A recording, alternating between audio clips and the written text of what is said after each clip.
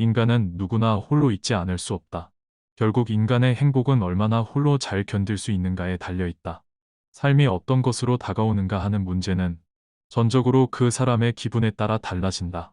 젊고 아름답고 부유한 사람이라고 해도 그 사람이 진정으로 행복한지 아닌지는 판단할 수 없다.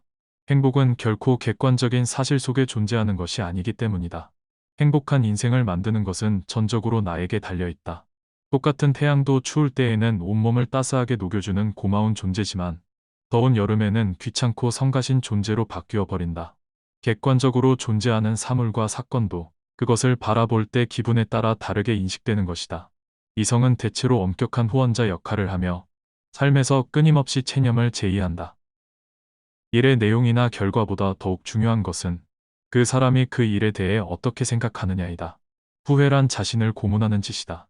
미래를 향한 근심은 자주 무익하지만 과거를 향한 그리움은 항상 무익하다. 우리의 인생은 수많은 기쁨과 고통의 연속이다. 그러므로 어떤 일에 성공했다고 해서 자만할 필요가 없고 실패했다고 해서 좌절할 필요도 없는 것이다.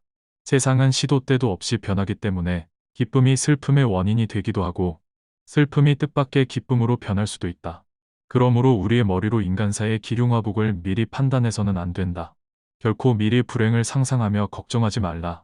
눈앞에 불행이 선명하게 나타나기 전에는 결코 걱정하지 않는 것, 그것이 바로 지혜로운 자의 생활이다. 만일 남의 눈을 의식하는 태생적인 결함에서 벗어날 수만 있다면 인간이 누릴 수 있는 마음의 평화와 힘은 매우 커진다. 우리들의 불행은 대부분 남을 의식하는 데서 온다. 남의 눈을 의식하는 순간 안정된 기분은 흐트러지고 불안이 나타난다. 남들이 뭐라고 생각할까? 늘 이런 생각에 사로잡혀 사는 사람은 노예일 뿐이다. 노예는 늘 주인의 눈치를 살피고 주인의 명령을 따라야만 한다. 우리의 인생에 있어서 주관은 객관보다 훨씬 본질적이며 즐거움의 부활은 주관적인 인식에서 나온다. 인간의 모든 고뇌와 고통, 불안과 의기소침의 대부분은 상대방이 나를 어떻게 생각할까라는 걱정에서 나온다. 우리들의 질투나 증오심도 대체로 같은 뿌리에서 자란 가지들이다. 타인들의 기준에 따라 사는 사람은 결국 그들의 노예일 뿐이다. 남의 눈을 의식하지 않고 남들이 알아주는 것을 초월해서 사는 사람은 행복하다. 인간의 행복과 불행을 가르는 것은 객관적인 그 무엇이 아니다. 단지 그것을 우리가 어떻게 느끼고 받아들이는가에 달려 있을 뿐이다.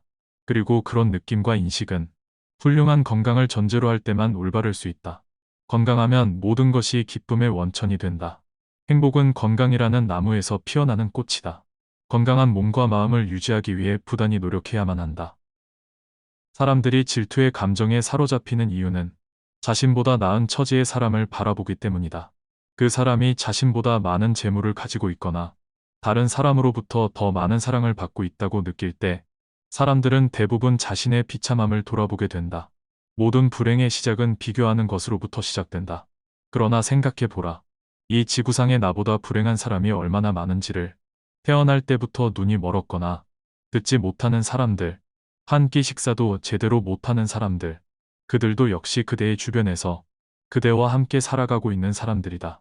지금 얼마나 많은 사람들이 그대보다 앞서 있는가를 생각하기보다는 얼마나 많은 사람들이 그대의 뒤를 따르고 있는가를 생각하라. 인간이 살고 있는 이 세상은 그가 바라보는 각도에 따라 모양이 달라진다. 우리는 흔히 자기가 가진 것은 생각지도 못하고 자신에게 부족한 것만 생각한다. 그럼으로써 불행의 길을 걷는다. 다른 사람들의 상황을 부러워할지는 모르지만 사실 그러한 상황은 그 사람들의 성격에 맞을 뿐이고 당신의 성격에 맞는 것은 아닐 수도 있다. 만일 당신이 그 상황에 놓인다면 자기를 불행하게 느낄 것이고 참는 것조차 거의 불가능할지도 모른다.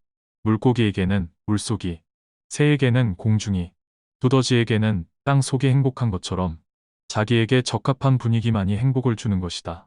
가랑 누구나 궁정의 공기에서 숨 쉴 수 있는 것은 아니다. 객관적인 환경이 아니라 자기 마음의 움직임에 따라 행복과 불행은 서로 위치를 바꾼다. 이미 바꿀 수 없는 불행한 과거는 되도록 빨리 잊자. 오히려 우리는 그것을 디딤돌로 삼아 더 멀리 뛰자. 언제 닥칠지 모르는 사건 때문에 마음의 평화를 잃는 일은 없어야 한다. 이를테면 우리는 불행한 일이 절대로 일어나지 않을 것이라거나 적어도 지금 당장은 일어나지 않을 것이라고 생각할 필요가 있다. 우리 인생은 마치 커다란 모자이크와 같아서 가까이 있으면 제대로 알아볼 수가 없다. 그것이 얼마나 아름다운지를 알려면 멀리 떨어져서 봐야 한다. 우리는 흔히 우리가 갖지 못한 것을 바라볼 때마다 만일 저것이 내 것이라면 얼마나 좋을까라고 생각한다. 그럼으로써 자신의 결핍을 인식하며 불행을 느끼게 된다. 그러나 우리는 그 대신 자신이 소유한 것을 바라보면서 만일 이것을 잃어버린다면 얼마나 고통스러울까를 생각해 봐야 한다. 집착만큼 우리의 삶을 오랫동안 병들게 하는 것은 없다. 집착은 우리의 인생을 황폐하게 만든다. 욕망에 대한 절제를 황금보다 소중하게 여기는 사람은 가난이나 빈곤 때문에 추한 눈물을 흘릴 필요가 없다. 물욕의 만족을 통해 행복을 얻으려는 시도는 삼가라. 자신의 지혜에 따라 욕망을 억제하는 것이 불행을 피하는 가장 확실한 방법이다. 인간은 행복할 때 행복한 줄 모르다가 불행이 닥쳐야 비로소 그때 자신이 행복했었다는 것을 깨닫는다. 할 수 있는 일이라면 기꺼이 하고 견뎌야 하는 일이라면 기꺼이 견뎌내라. 어쩔 도리가 없는 상황에서는 상황이 좋아질 것이라는 일말의 기대조차 갖지 말라. 우리는 우리가 살고자 하는 삶이 아니라 살 수 있는 삶을 살아야 한다. 실패로 결말이 날 것이라고 예상되는 상황에 처해 있더라도 한 가닥의 희망의 빛이 보인다면 결코 절망하지 마라. 시커먼 먹구름이 하늘을 뒤덮고 있더라도 한쪽 구석에 작지만 밝은 빛이 새어나오고 있다면 그대여 결코 희망을 버리지 마라. 대부분의 사람들은 작은 빛보다는 무거운 먹구름만을 의식하며 두려움에 떤다. 그러나 먹구름은 반드시 거치기 마련이다. 진정한 용기를 가진 자라면 그대여 그 작은 빛을 향해 자신의 모든 것을 던져 최선을 다할지어다. 차원 높은 숭고함은 시련 속에서만 얻을 수 있다. 사교가 뛰어난 사람들은 대체로 평범한 사람이라고 평가해도 좋다. 그러나 비사교적인 사람들, 특히 남들과 잘 어울리지 못하는 외로운 영혼들은 어떤 면에서 뛰어난 능력을 가진 인물로 봐도 좋다. 고독은 뛰어난 정신을 지닌 자의 운명이다. 행복론의 변함없는 진리는 사람의 소유나 명성보다 존재 자체가 훨씬 중요하다는 사실이다. 뭔가 나쁜 일이 일어났을 때는 그런 일이 일어나지 않을 수 있었을 텐데라는 나약한 생각에 사로잡히지 말라. 모든 사건은 필연이거나 우연이다. 원인을 알지 못하는 것은 단지 우연인 것이다. 현명한 사람은 고통이 없기를 바랄 뿐 쾌락을 원하지는 않는다. 우리는 쾌락 대신 지혜를, 행복 대신 깨달음을 추구해야 한다. 지혜 다음으로는 용기가 행복을 위해 비상하게 하는 가장 큰 날개가 되어준다. 자신의 생각과 느낌과 의지의 작용만이 인생을 결정할 수 있다는 점을 항상 기억하라. 세르반테스는 현명한 사람이었기 때문에 참혹한 감옥에서도 불후의 명작 돈키호테를 쓸 수 있었다. 그는 갇히고 폐쇄되었다는 외적 환경보다는 의식을 자유롭게 풀어 상상의 나래를 펼쳤기 때문에 행복할 수 있었다. 많은 재물을 소유한 사람들 중에는 자신이 불행하다고 생각하는 사람들이 많다. 그들은 정신적인 풍요와 깊이보다는 쾌락을 주는 외적인 것에 관심을 기울이기 때문에 수많은 재물을 소유한 사람이라 하더라도 대부분 그 영혼은 공허한 경우가 많다. 쾌락과 방탕은 정신의 궁핍에서 비롯되는 권태의 일종이다. 이런 사람들이 외관상으로는 부유한 것처럼 보이지만 내면적으로는 몹시 가난한 부류에 속한다. 나는 결코 다른 어떤 사람이 될 수 없다. 진정한 자아를 찾기 위해 노력해야 한다. 자신의 내부를 잘 이해하면 이해할수록 행복의 땅에 보다 가까이 접근할 수 있다. 행복은 자기 자신에게 만족하는 사람에게만 존재하는 것이다. 자신의 능력을 정확히 파악하여 자신에게 알맞은 일을 찾는다면 행복을 느끼기는 쉬울 것이다.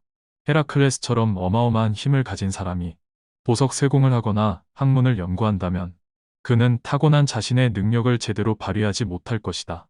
자신에게 어울리지 않는 일을 선택하는 사람은 불행을 면하기 어렵다. 사람들이 운명이라고 부르는 것들의 대부분은 자신의 어리석음으로 인한 것들이다. 우리는 다른 사람들처럼 되기 위해 자신의 대부분을 잃어버린 채 살아간다. 돈을 빌려주지 않아서 잃는 사람보다 돈을 빌려주어서 잃는 사람이 더 많다. 가시가 없는 장미는 없지만 장미 없는 가시는 많다. 무언가의 가치를 알 수 있는 가장 좋은 방법은 바로 그 무언가를 잃게 되는 것이다. 사회라는 외부 환경은 구성원인 인간에게 끊임없이 결단을 요구한다. 인간에게 만족을 제공하기보다는 오히려 늘 뭔가를 포기하도록 요구한다.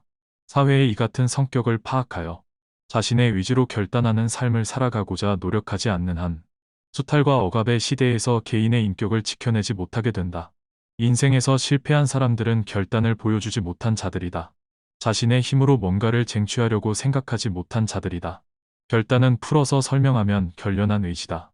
마음이 의지를 움직이고 의지가 혈관에서 피를 풍게 하고 피는 몸을 일으킨다.